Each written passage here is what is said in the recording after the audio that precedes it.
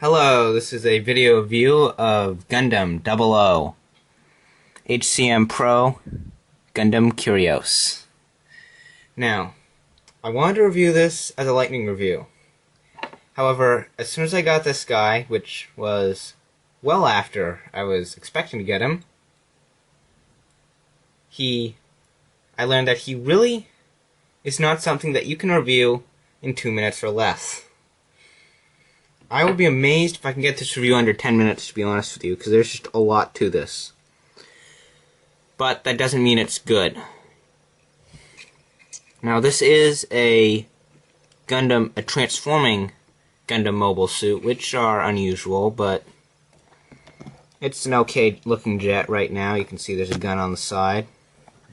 There's no gun on the other side, but it's pretty cool. It's a little forward swept wing jet. You can tilt the wings back if you like.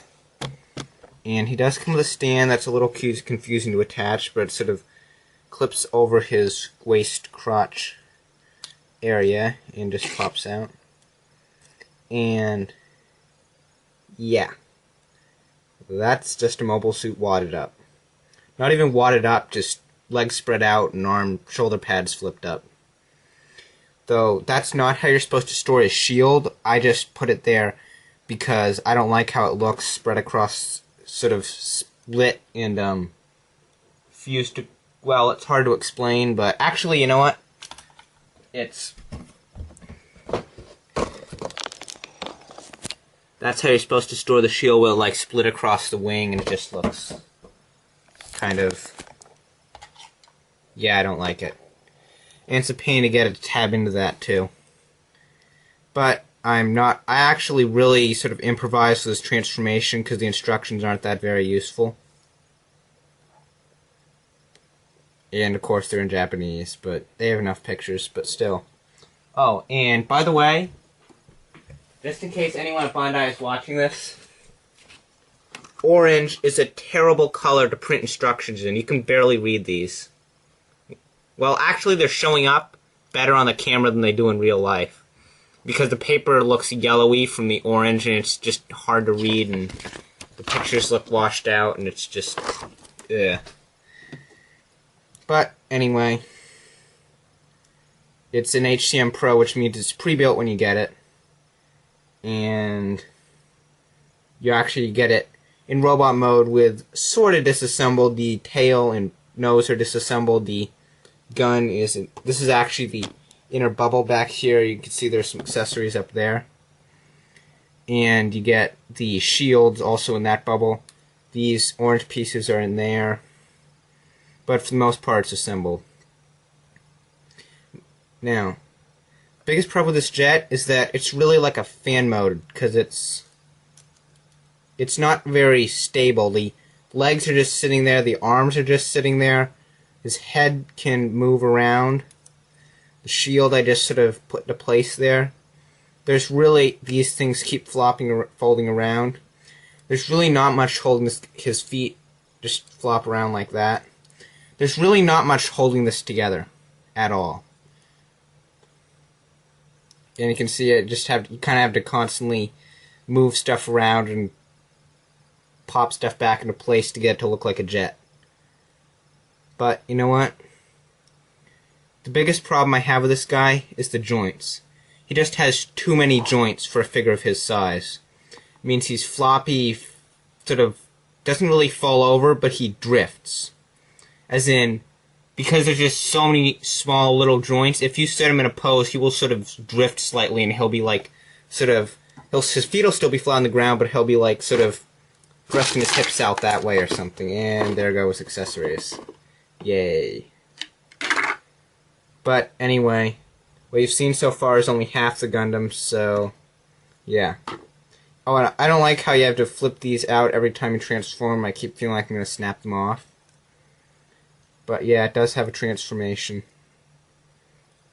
And as I said earlier, these just fold back if you want. But I'm going to do it for transformation to make it easier, but yeah. Dun, dun, dun, dun, dun, dun, dun. These up, and you'll see why later on, and then you bring his crotch plate things up and swing his knees down, like that, and then ankle guard forward, foot out. And do the same on that. This side right here. And then well, I guess now you swing the arms down. And then untap that from the waist, and then you have sort of, well, it's supposed to be out like this, and then it clips in, and there's really nothing that signifies when it's clipped in and when it's pulled out, so you could just rip this guy in half and not even know that you weren't. Oh, and there you can see some of the joint drift.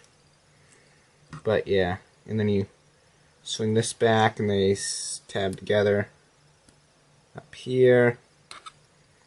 Then you have some little spikes that I believe come out to here. Yes, they do. In there. Well, I think he's supposed to have his fins swung up, but as you can see, he's, well, actually you didn't see that, but he is being very, you can just see actually already just the sheer number of little joints and bits there are in the sky. And actually, I technically should have the arm this way. And speaking of little bits, let's talk about his accessories. He has a pair of beam saber handles, so small you can barely pick them up. And they're actually supposed to, if I can get this open here, they're supposed to actually slide into those little grooves there. And they're supposed to actually stay in. I have no idea how you're supposed to get them to stay in. But, yeah. There is that if you really like that sort of thing. Then you got beam sabers, and you can stick them in, you know, underhanded, overhanded, however you really like. They're beam sabers. There's not much to them. He has two open hands. He has a handle for the gun, and I'll show you that later. And for no reason whatsoever, he comes with a swap-out crest that looks exactly like the one he has already. Before I took it off the sprue, I thought it might be, like a bigger, sort of fancy, sort of anime exaggerated crest, but it's actually not. It's just an exact, it's not even the different color. It's just the exact same crest. Pointless. Completely, utterly pointless. Oh, and he has a little acrylic stand, too. Anyway, let's talk about gimmicks. This shield here is not just a shield. It's an extending shield. But not just that. It's a rotating extending shield. But not just that. It's a rotating extending shield that turns into a claw with a spike that can come out but doesn't actually shoot or anything. Oh, and then you can sort of slide the claws forward if you like, and it gives them more range of movement or something. I guess. Kind of. Sorta. Yeah, I like them better like this. They can turn, oh, and this part can bend, but the spike doesn't bend with them. And then you can just push that back in. And you got sort of a claw thing on his arm. That makes him even harder to pose. And then the gun is just, well, you can pop it off there, but the clip is just tabbed into his arm. And, like I said earlier, there is a handle that you can just plug in like that. You put it in his hand, and he can hold it and look kind of cool while he's doing it. Oh, an interesting bit of articulation this guy has, before I sound really, really bored while I'm doing this review, is these sort of wiggle in and out. I'm not sure if that's slop in the assembly or if that's a joint, but either way it's kind of neat. And before I do articulation, I'm going to flip these orange parts to the back. Well, I could remove them completely, but, well, actually, speaking of removing completely, I'm going to try to do that to the shield without, no, I'm not going to risk it. Anyway, articulation. He has a hinge right here, and then a ball joint beneath it. And that means that it can swivel. He also has a swivel. And a, what looks like double jointed, but I don't believe is a double jointed elbow. And already he has more articulation than the 1/44 scale one, even though that one I honestly think is a better figure. He has shoulder movement that doesn't quite go around that way, but does this way for some reason. Moves out there, but it's really supposed to move out here. Then his head is on a limited ball joint. These pieces, as you can see, are ball jointed. That means that his leg can come forward. It can go back if you can get those things out of the way. It can go to the side. It can go to the side that way. It has a double jointed knee. That means that he can bend it farther than this. And let's see, he has ankle swivel, and then another ankle swivel, and then his foot moves like that, but it shows the big hole in his foot, but that's okay because the ankle guard moves down to cover it. Oh, his foot can sort of bend forward, but not very well, or far. And something just fell off. Oh wait, that was his ankle guard. Hang on. There we go. So as you can see, I think that's the actual anatomy joints. There's a lot of kibble joints too. And I'm not going to go over those, but you can see this guy's just not... This guy is, like I said, is pre-assembled.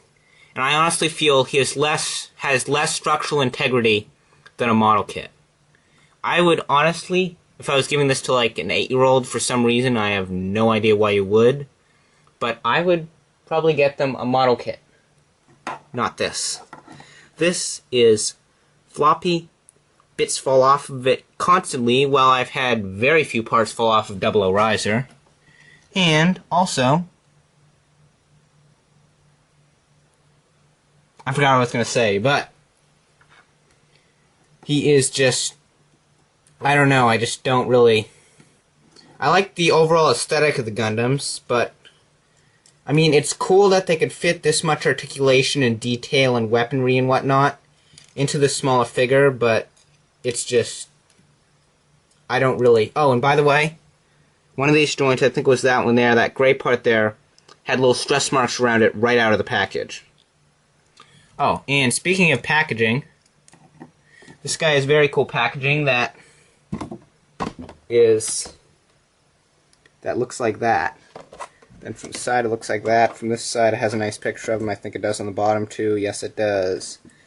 And it has some action shots, and I salute the guy who had the patience to put this guy into dynamic poses and the speed in order to press the camera button fast enough before it flops over. Detail, tail unit, leg part, GN shield, handle weapons. You get the idea, there's a lot to this guy.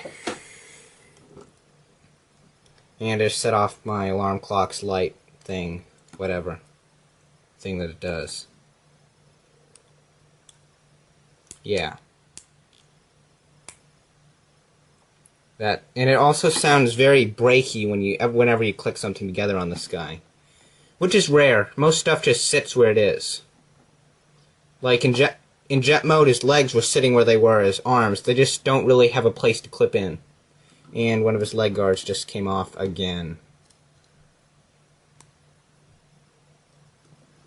So would I recommend this? No. And you know why? Because you know what this retails for? Actually, all the HCM Pros retail for around $30. That is what you'll see them for on Amazon.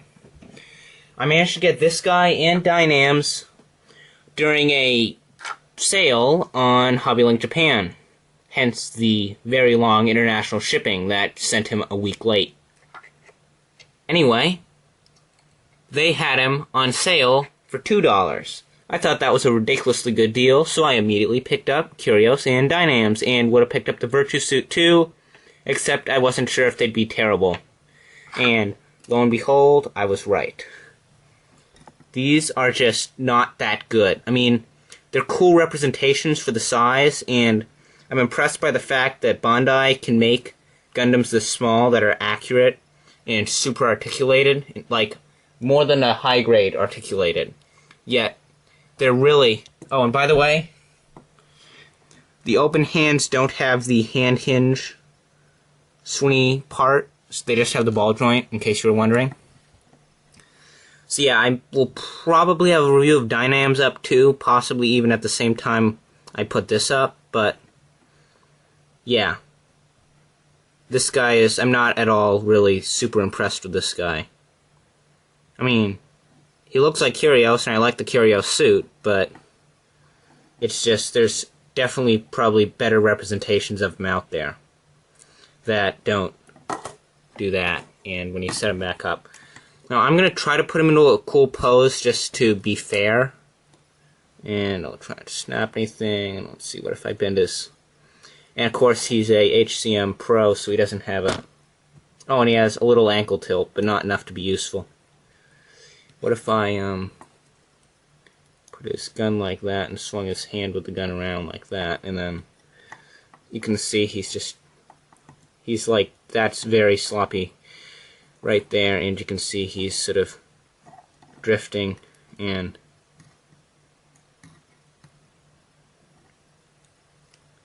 very floppy hips. Very floppy hips.